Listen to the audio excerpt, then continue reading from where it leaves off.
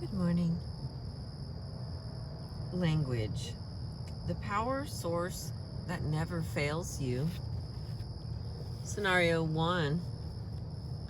Marion Steiner watched, open-mouthed, as John Martin came barreling through the room, almost at a run. His face beet red, his expensive jacket slung over his shoulder like an old sweatshirt, and clearly so furious he didn't even know the others were there. When he disappeared into his corner office with a thunderous slam of the door, Marion looked around and asked wonderingly, "What on earth was that all about?" "That," said the man next to her, "was about the fact that Paul has once again wiped the floor with him in a meeting. He can't stand it. He always acts like that afterward. You'll get used to it." "Paul?" Marion was puzzled. "Paul Nelson? But John outranks Paul Nelson." "Sure he does, and that's the problem. He's got twice the clout Paul has, and he makes $20,000 a year more than Paul does. That's why it makes John so mad when Paul pulls off one of those coups. Our fearless leader will spend weeks getting a presentation ready, making sure it's perfect, and then he has to sit there while Nelson just wings it. But when the time comes to vote, the votes go to Paul. You can always tell when he's come out of one of those." "Does it happen often?" Marion asked. "As often as Paul wants," said her neighbor. That was when she noticed the expressions on their faces. Every last one of them wore a grin, as if they'd just won a prize. Clearly, there wasn't much sympathy here for their fearless leader's plight. Marion was baffled. She hadn't been here long, but she had time to learn that John Martin was an intelligent and capable man who knew the business inside and out and deserved his high salary. How could someone like Paul Nelson give him so much trouble? And why did the others, all of them, people who liked John Martin, she was absolutely sure, get such a kick out of their boss's distress? Phony power and real power.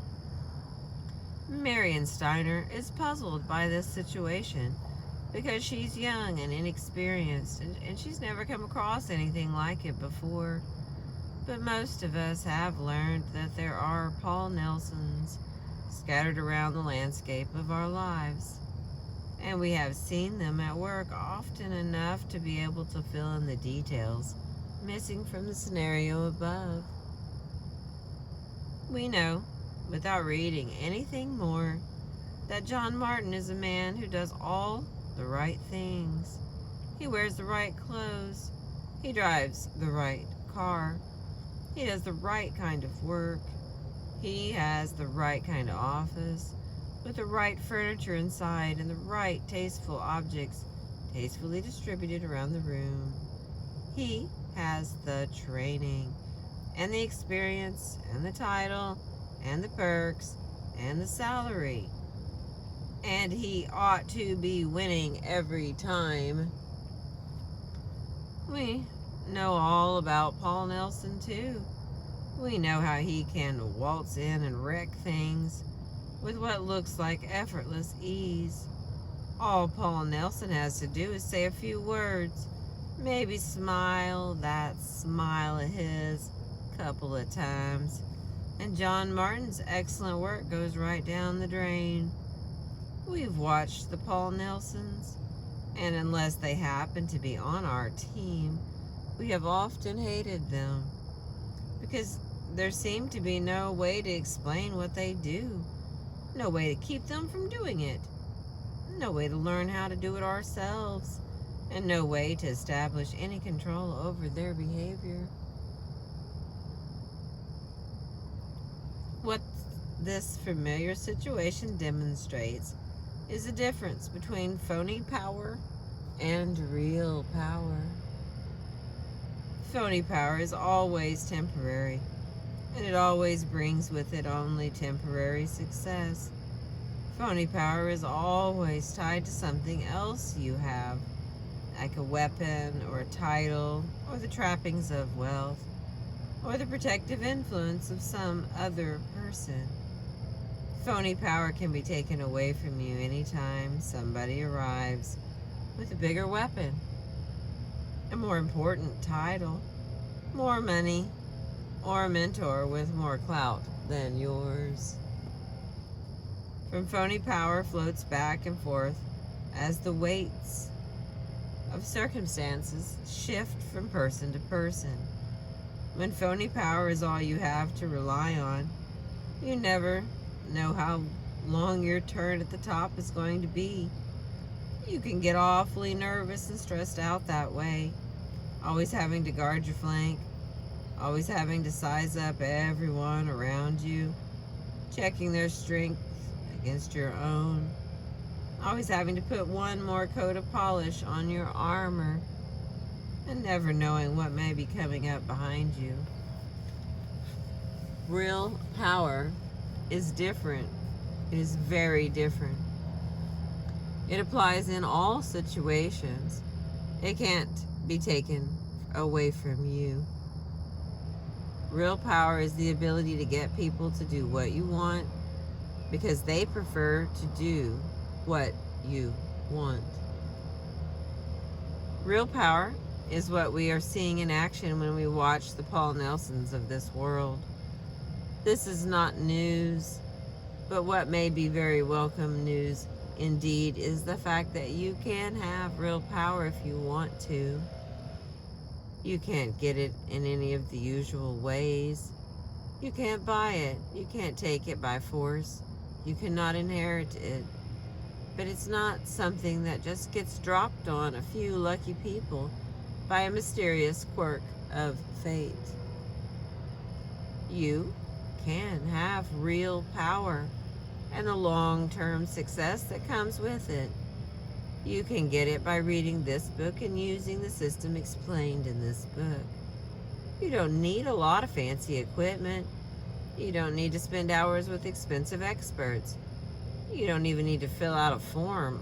All you need is the book, your own fine human brain, and a willingness to go beyond the phony power that is impressive when it's working, but that may fail you anytime, anywhere, and without any warning.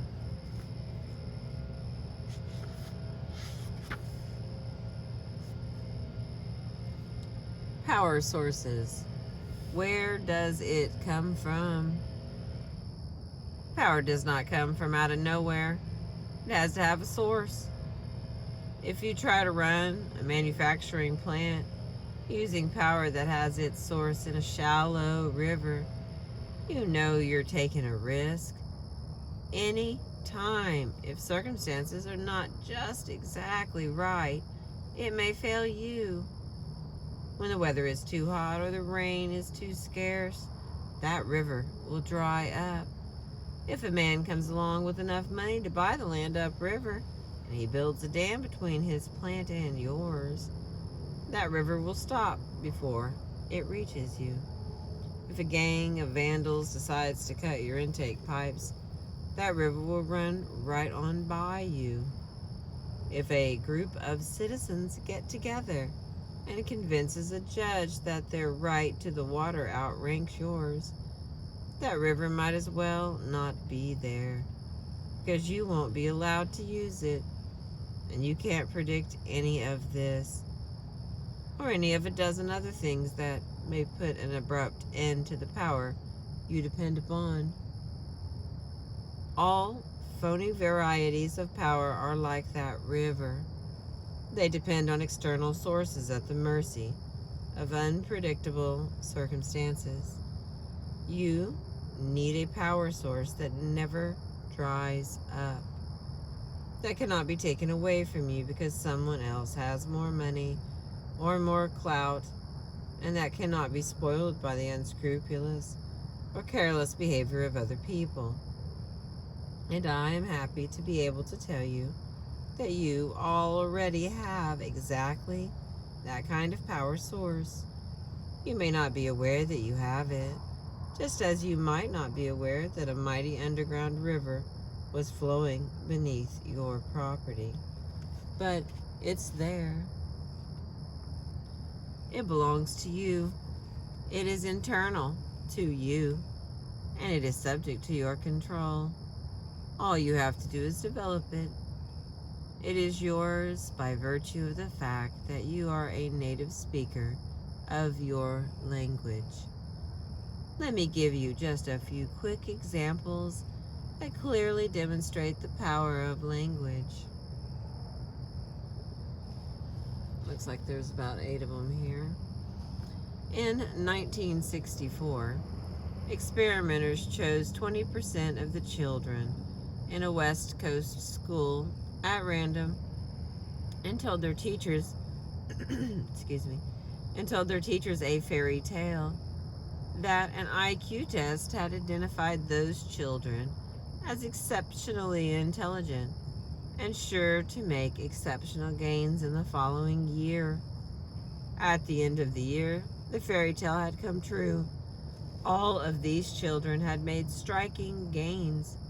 In some cases, they had increased their IQ test scores by as much as 25 points, and they were all evaluated as superior to the other 80% of the students.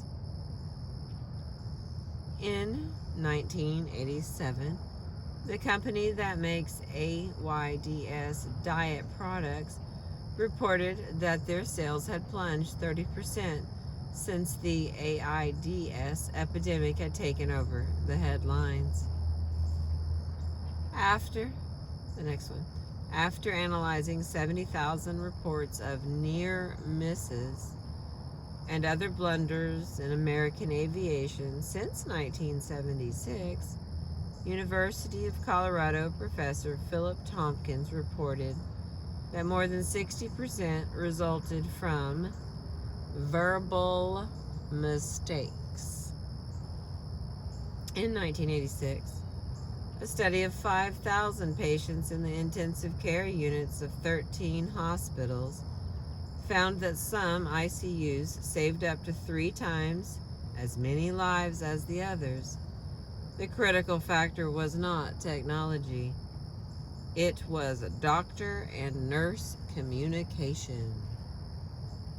In 1985, Peter Blanc and his associate researchers proved that California juries were twice as likely to convict defendants in criminal trials when judges knew of prior felony convictions, even though the law forbids judges to share that information with juries, and that the factor responsible for this difference was nothing more than the judge's tone of voice. 1972, a group of researchers were able to get themselves admitted to 12 different American mental hospitals with the diagnosis of schizophrenia just by claiming to have heard voices saying the 3 words: empty, hollow, thud. Once admitted, they behaved absolutely normally. Nevertheless, they were held for an average of 19 days and were treated for schizophrenia the entire time. On discharge, their record said schizophrenia in remission. The incident above had a fellowship. Had a follow-up that was just as startling. One prominent mental hospital challenged the researchers after the results were published, claiming that it could not possibly happen at their facility. Chief experimenter D.L. Rosenhan accepted the challenge. It was agreed that over the next 3 months he would send one or more pseudo patients to the hospital, and that all staff members would rate all patients admitted for the likelihood that they were pseudo patients. The total number of patients admitted was 193, and the staff rated 41 of them as probable fakes. But in fact, Rosenhan did not send even one pseudo patient during that period. In 1987, Carol Cohn, an anti-nuclear woman who was a visiting scholar at a major defense studies center, reported in the Bulletin of the Atomic Scientist that it made no difference how hard she tried to maintain her philosophical detachment. When she had to use the accepted clean bomb and surgical strike vocabulary, she could not keep human lives as her reference point. To her great distress, she found that she could go for days speaking about nuclear weapons without once thinking about the people who would be incinerated by them. As the example above, and many more like them, clearly demonstrate, language is the only source of real power. You have a language, of course. You may have more than one, but you have not been using that language with the kind of expert skill you are fully capable of. And I can tell you why you haven't. It's not because you just aren't very good at it. Not at all. It's because you have been sold a bill of goods about language. A traditional sacred cow of a bill of goods. You've been taught that people who use language with great skill, like Paul Nelson, are either born with a silver tongue in their mouths or have acquired their skill over the course of many long and costly years of intensive training with experts. This is false. You have been led to believe that your own language skills are ordinary at best, and that this is true of almost everyone. The exceptions being geniuses, people with doctorates in literature or foreign languages or linguistics, people who, through blind luck, have charisma. This is also fake. You have been persuaded that a whole set of myths about language and communication are true, and those myths are interfering with your use of your natural power source in exactly the same way that a dam or a slashed pipe will interfere with a system based on the power of flowing water. In order to take control of the power that is rightfully yours, you have to get rid of that interference. This book will tell you how to do that at your own pace, at your own convenience, and in your own way. In scenario 1, at the beginning of this chapter,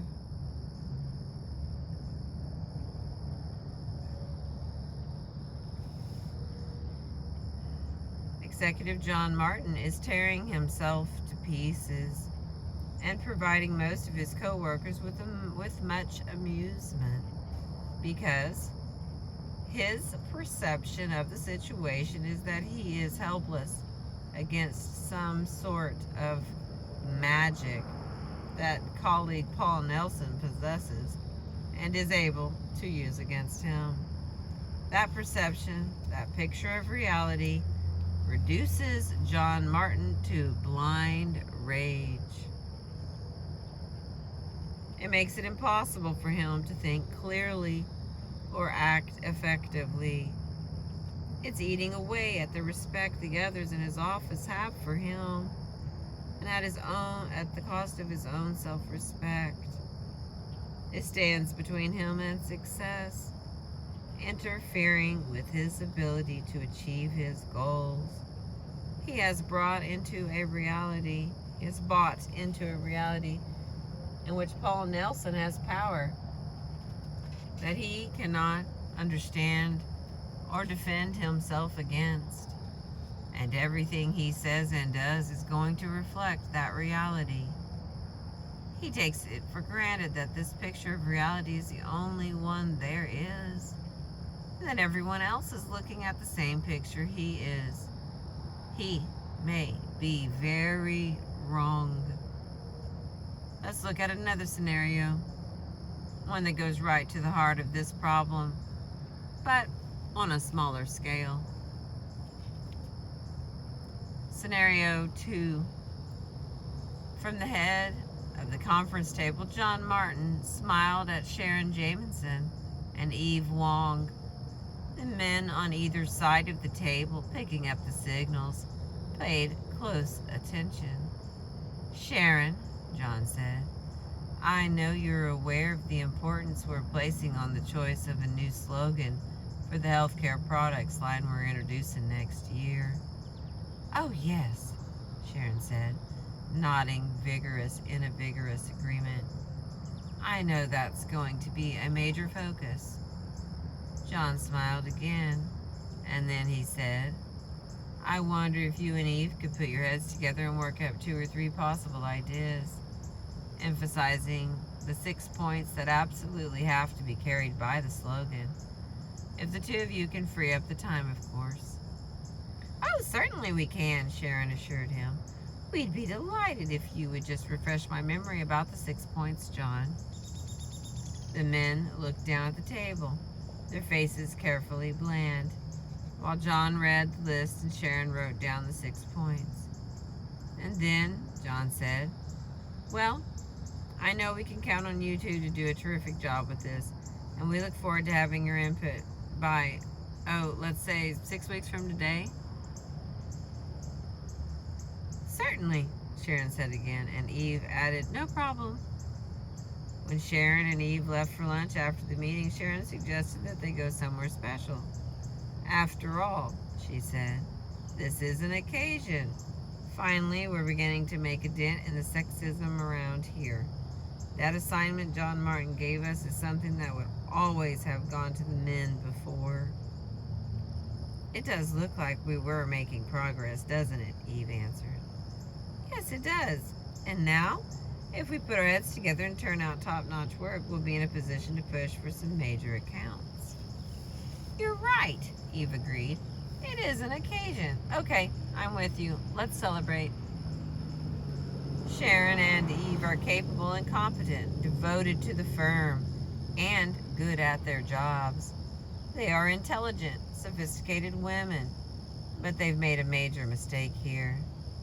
And their perception of what happened at the meeting is so different from the perception of the men who were present that they might as well have gone to 2 different meetings altogether.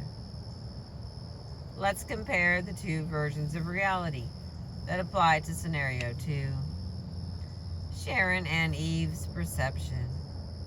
John Martin, a man with a lot of power in the company, has made a point of singling them out in a meeting in front of all the men.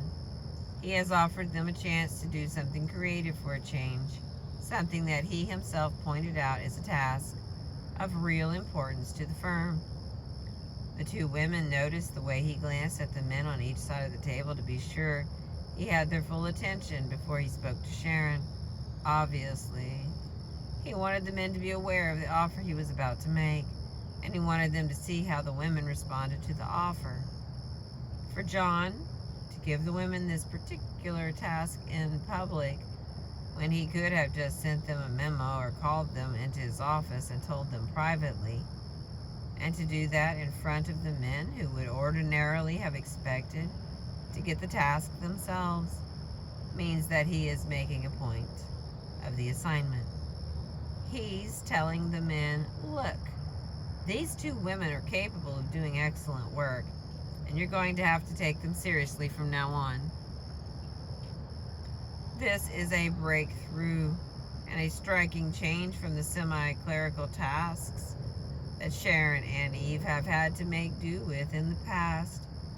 They are both very pleased indeed, and they plan to work late every night and work weekends as well, if need be. To be sure, they do such a good job that John doesn't regret giving them this chance. Now, the men's perception. The men know that for the past 6 months, John has been getting constant pressure from Sharon and Eve for more responsibility and more interesting work. They have been wondering how long he was going to put up with it, and now they've watched a demonstration of his skill in dealing with the problem. First, he had to tell Sharon and Eve what the 6 important points were. The women had no better sense than to admit right in front of everybody that they didn't know what they were, and to ask for a list and write it down on the spot. Second, he talked to Eve through Sharon without ever speaking directly to her, and both Eve and Sharon cooperated in that. Third, he gave the women a 6-week deadline for something that ordinarily takes no more than 1 week, and they didn't question that. The women have made it clear that they don't know what's going on, and they've done it publicly. The fact that John did this in a meeting, instead of calling Sharon and Eve into his office, doing it in there, and just passing on the information to the men over lunch, means that he's making a point of this. Next time the women claim they're given boring assignments because they're women, he wants to be able to say that he gave them a chance and they blew it. And he wants to be able to count on the men to back him up. The women have been suckered and they don't even know it. Consequences. For the next few weeks, everything that Sharon Jameson and Eve Wong do will be filtered through their perception that John Martin has singled them out for an important assignment and has done it publicly in order to demonstrate to the men that the days of sexism in their division are over. At the same time, everything the men do will be filtered through their perception that the women have made fools of themselves in public and are so blind to what happened that they think they've done something terrific. Every conversation between the women and the men, every interaction, will have these 2 separate and radically different realities behind it as a context. The longer it takes for Sharon and Eve to find out what has happened, the more work they will have put into making themselves even more ridiculous, and the less the men will respect them. Later in this book, we'll take a look at what happens to Sharon and Eve as the weeks go by, and how their perception of what happens differs from that of the men. We'll give careful attention to the language that makes it possible for a reality clash of this magnitude to occur and to go on so long.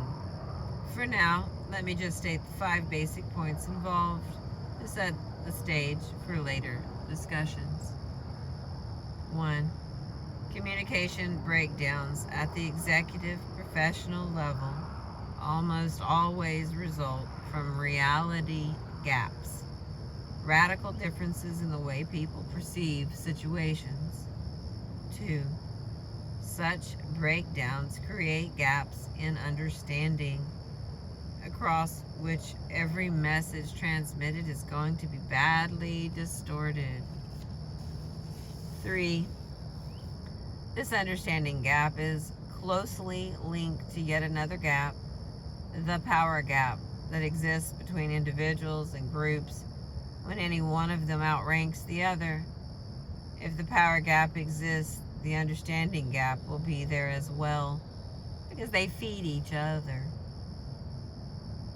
4. The greater the difference in power, the greater the potential for misunderstanding and communication breakdown becomes. And the last one. The only efficient mechanism for building a bridge across reality gaps is language. What you can expect to gain from this book. This book will make it possible for you to get in touch with language skills you did not know you had, and perhaps thought you never would have. As you read Success with the Gentle Art of Verbal Self-Defense, and as you put the system presented here into practice, you can anticipate that you will Learn to recognize inefficient and ineffective patterns of language behavior in your own speech, including both patterns of verbal abuse and verbal victim patterns, so that you can stop using them. Learn to recognize these same negative language behaviors in other people and to either diffuse them or respond to them effectively. Learn to use patterns of language that will cause strong positive perceptions of you in other people, and to eliminate those patterns in your language behavior that are responsible for negative perceptions in others. Learn to interact with other people, both verbally and non-verbally, in a way that guarantees successful, efficient, and satisfying communication, as well as mutual understanding. Learn to eliminate from your language environment the verbal toxins that create hostility, tension, depression, and stress. Learn simple and quick methods for extending these beliefs to your written language and your public speaking, including your interactions with the media. Learn how language works so that you will understand language in the same way that you understand every other aspect of your professional life. Learn how to use language data to recognize the strategies being used by other people, including strategies intended to deceive or distract you. And you will learn how to use language to frame your own strategies in response to those data in ways that greatly increase your chances of success. Learn how to use language data to predict the behavior of others in advance, allowing you ample lead time for preparation of your own plan. No more winging it or playing it by ear. You will learn how to use language so that those around you will do what you want them to do for just one reason: because they prefer to, rather than because they anticipate reward or punishment from you or others. Learn how to use language to redefine situations and circumstances so that what might have appeared to be a negative is reformulated as a positive, or vice versa. Learn how to spot quickly and easily problems that are based upon drastically different perceptions of what is happening, and how to move forward successfully toward your goals in such situations. I love being confidently wrong. It's fantastic. Learn a set of basic principles and techniques that can be used in any communication situation whatsoever, including situations of crisis, because once you understand the system, you will be able to extend it yourself at will. Learn how to structure your language in such a way that you will always be perceived as believable and convincing. At the same time, you will learn how to spot lying and deception in the language of others. Learn techniques for eliminating stress in your professional life and your personal life, including the efficient management of your own space and time. Learn to take control of your language behavior and use language strategies deliberately instead of relying on luck and intuition to get you by. And you will learn acceptable and non-coercive techniques for structuring the language behavior of others when that is appropriate. Learn how to bring about necessary change, even when you are facing substantial resistance, without creating an ongoing burden of hostility and resentment. Finally, your use of the gentle art system has a side effect that is a valuable bonus. It automatically improves the language behavior of other people who interact with you, even when they are completely unaware that the system exists or that you are using it. At this point, as you review the list of benefits, I may be encountering resistance from you. You may be wondering how any one book could make it possible for you to achieve all of those results. Well, that's sensible and logical. It is exactly what you should be thinking. But I assure you it is possible, and for a very good reason. A reason that will be explained in full as you read chapter 2.